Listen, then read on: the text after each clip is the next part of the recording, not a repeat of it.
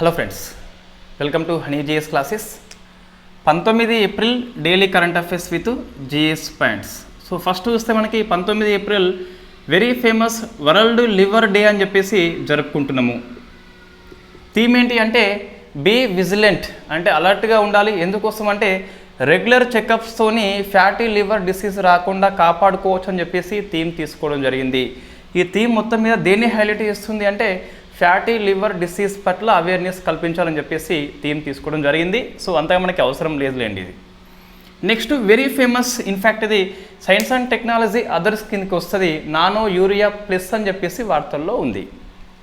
ఏంటి nano urea, మనం last year discuss చేసిన వాస్తవంగా ఇది. ఇప్పుడు ఏంటి అంటే కొత్తగా ప్లస్ అని చెప్పేసి వచ్చింది.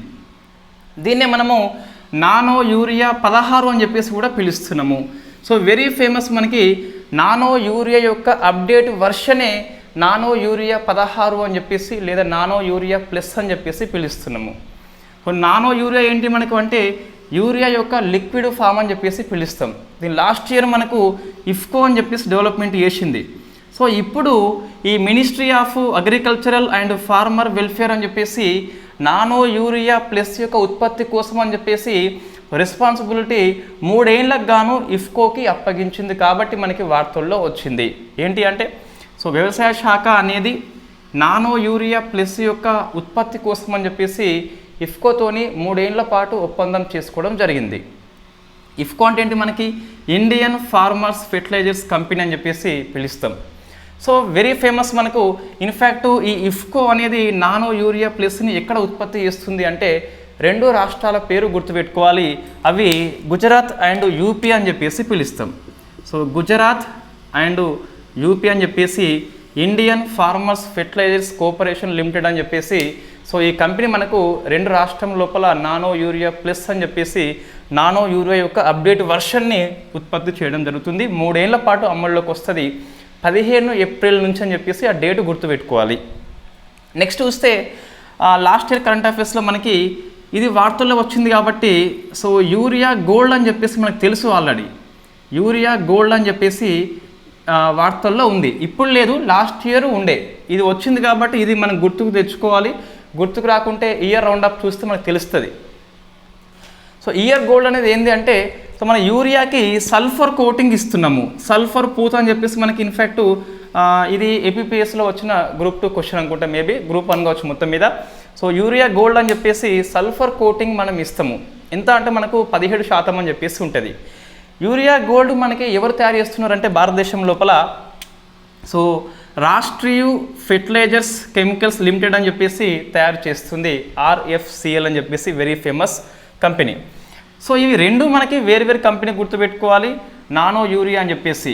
నెక్స్ట్ మనకి నానో DAP అని చెప్పేసి కూడా ఉంది. అది ఇఫ్కో కంపెనీ ప్లస్ కోరమండల్ అని చెప్పేసి ఒక ప్రైవేట్ కంపెనీ సహాయంతో డెవలప్ చేస్తుంది నానో DAP అని చెప్పేసి. సో మనకి 2, 3 మనకి వార్తల్లో ఉన్నాయి. Nano urea plus, nano DAP and urea gold అని చెప్పేసి. సల్ఫర్ కోటింగ్ వేస్తే మనకి యూరియా గోల్డ్ అని చెప్పేసి పిలుస్తాం. రైట్. నెక్స్ట్ది అంతగానం ఆ ఆర్టికల్ మనకి అవసరం లేదు, బట్ మనకి వార్తల్లో వచ్చింది కాబట్టి చూస్తే స్వదేశీ క్రూయిజ్ మిస్సైల్ అని చెప్పేసి DRDO సక్సెస్ఫుల్గా విజయవంతంగా ప్రయోగించింది. ఎక్కడ మనకి మిస్సైల్ కాబట్టి సో మనకి ఒడిషా తీరం లోపల సో అబ్దుల్ కలాం దీవి దగ్గర ఇంటిగ్రేటెడ్ టెస్ట్ రేంజ్ నుంచి ప్రయోగించింది స్వదేశీ క్రూయిజ్ మిస్సైల్. సో మనం నెంబర్ ఆఫ్ డిస్కస్ చేస్తున్నాము. బాలిస్టిక్ మిస్సైల్ అంటే ఏంటి, ఇన్ఫ్యాక్ట్ మళ్ళీ ఇక్కడ అవసరం లేదు.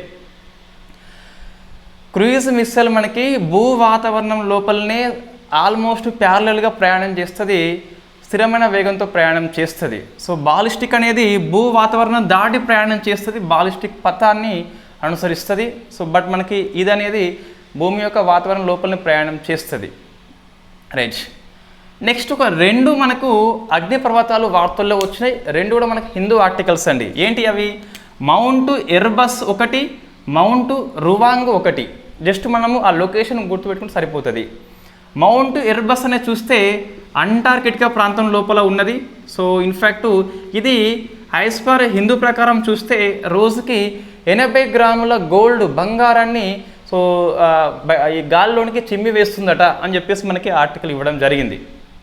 నెక్స్ట్ మౌంట్ రువాంగ్ అని చెప్పేసి ఇది ఫ్రమ్ మనకి ఇండోనేషియా అని చెప్పేసి పిలుస్తాం. సో రెండు దేశాల పేర్లు మనం గుర్తుపెట్టుకోవాలి, మౌంట్ ఎరబస్, మౌంట్ రువాంగ్ అని చెప్పేసి, అంతకంటే ఎక్కువ అవసరం లేదు. నెక్స్ట్ దుబాయ్ లోపల మనకి వరదలు వస్తున్నాయి. సో ఇది డిజాస్టర్ మేనేజ్మెంట్ కిందకి వస్తుంది. ఎందుకు వరదలు విపత్తు అంటే దుబాయ్ మనకి ఎంత లేదనుకున్నా ఎడారి దేశం మనకు. సో ఇన్ఫ్యాక్ట్ అక్కడ వాన రావడం ఎక్కువ, అంటే వరద వస్తుంది కాబట్టి మనకి వార్తల్లో ఉంటుంది. సో దుబాయ్ వరదలు అని చెప్పేసి రోజు పేపర్లో వస్తుంది మనకి. ఇన్ఫ్యాక్ట్ ఈరోజు అన్ని పేపర్లో వచ్చింది. అయితే జనరల్గా మనకి దుబాయ్ లోపల 1 ఇయర్కి ఎంత వాన పడుతుంది అంటే 94.7 అండి. ఇది మీ ఇష్టం, గుర్తుపెట్టుకోవాలన్నా వద్దా అంటే నెంబర్ అనేది మీ ఇష్టం, బట్ అవసరం లేదు. 1 ఇయర్కి 94.7 mm వర్షం పడుతుంది. బట్ మనకి 16 ఏప్రిల్న, ఎస్ ఇది కొద్ది వరకు డేట్ గిట్ట అవసరం ఉంటే అవసరం ఉండొచ్చు, 16 ఏప్రిల్న మనకి సో 142 mm వర్షం పడింది అట ఒకే రోజు. అంటే మనకి 94 అంటే 1 ఇయర్ వస్తుంది జనరల్గా. సగం వేస్తే ఎంత 47 కదా. సో మనకి 11 + 141 కదా, సుమారుగా మనకి 1.5 ఇయర్ వర్షపాతం పడింది ఒకే రోజులో. కాబట్టి ప్రశ్న వస్తే రావచ్చు. సో ఏడాదిన్నర, ఇన్ఫ్యాక్ట్ 1.5 ఇయర్ యొక్క వర్షం అనేది ఒకే రోజులో పడింది కాబట్టి దుబాయ్ లోపల ప్రశ్న వస్తే రావచ్చు అని చెప్పేసి మనం ఆర్టికల్ తీసుకోవడం జరిగింది. 16 ఏప్రిల్ మనం గుర్తుపెట్టుకోవాలి. ఎందుకోసం గుర్తుపెట్టుకోవాలి అంటే దుబాయ్ లోపల 1.5 ఇయర్లో ఎంత వర్షం పడుతుందో ఒక రోజున అంతే పడింది కాబట్టి, ఎడారి ప్రాంతంలో వరదలు కాబట్టి కొద్ది వరకు మనకి ప్రశ్న వస్తే రావచ్చు. యాజ్ పర్ తెలంగాణ పేపర్ చూస్తే, సో తెలంగాణ పేపర్ ఎందుకు ఫేమస్ అంటే ఇండియన్ ఎక్స్ప్రెస్ని ఎక్కువ ఫాలో అవుతుంది కాబట్టి ఆ పేపర్. సో 2 కారణాలు ఉన్నాయి మనకు ఎందుకు వరద వచ్చిందని చెప్పేసి చూస్తే. ఫస్ట్ కారణం ఏంటి అంటే సో క్లౌడ్ సీడింగ్ అని చెప్పేసి ఇవ్వడం జరిగింది.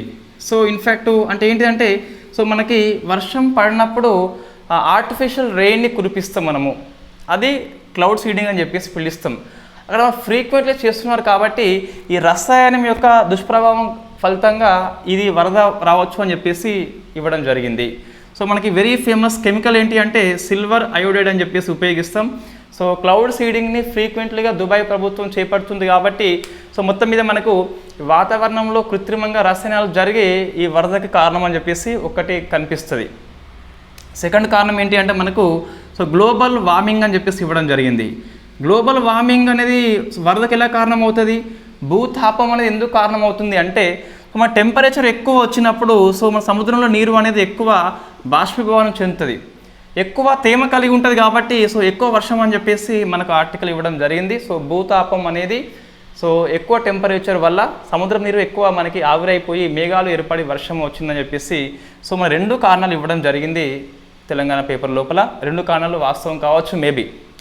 మొత్తం మీద సో ఈ క్లౌడ్ సీడింగ్ అనే కృత్రిమంగా వర్షం అనేది ఎక్కువ ఉపయోగం చేయొద్దని చెప్పేసి మనకు ఆర్టికల్ చెప్తుంది తెలంగాణ పేపర్లో వచ్చినటువంటి ఆర్టికల్.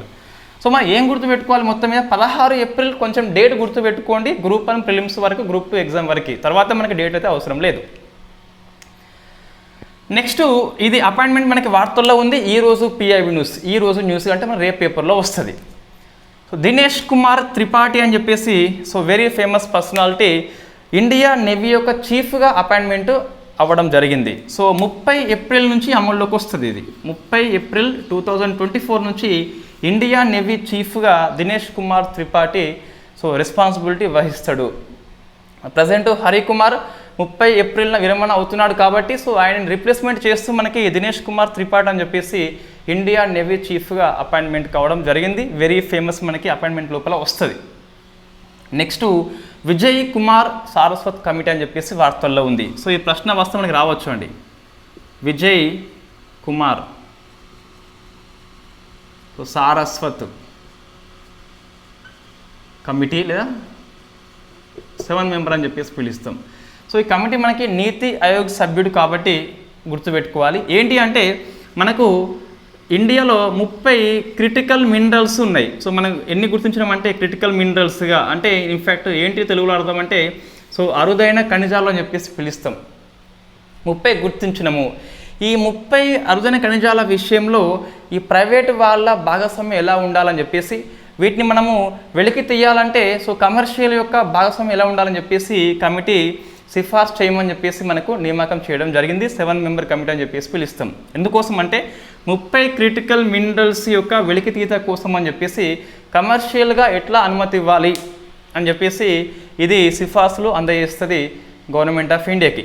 కాబట్టి గుర్తుపెట్టుకోవాలి, క్రిటికల్ మినరల్స్ యొక్క వెలికితీత కోసం అని చెప్పేసి సిఫార్సు ఇచ్చేందుకు వాణిజ్యపరం కోసం అని చెప్పేసి ఈ కమిటీ పనిచేస్తుంది. వెరీ ఫేమస్, గుర్తుపెట్టుకోవాలి, ప్రశ్న వస్తుంది. నెక్స్ట్ ఒక పుస్తకం మనకి వార్తల్లో ఉంది, భీమేశ్వర్ చెల్లా పుస్తకం అని చెప్పేసి.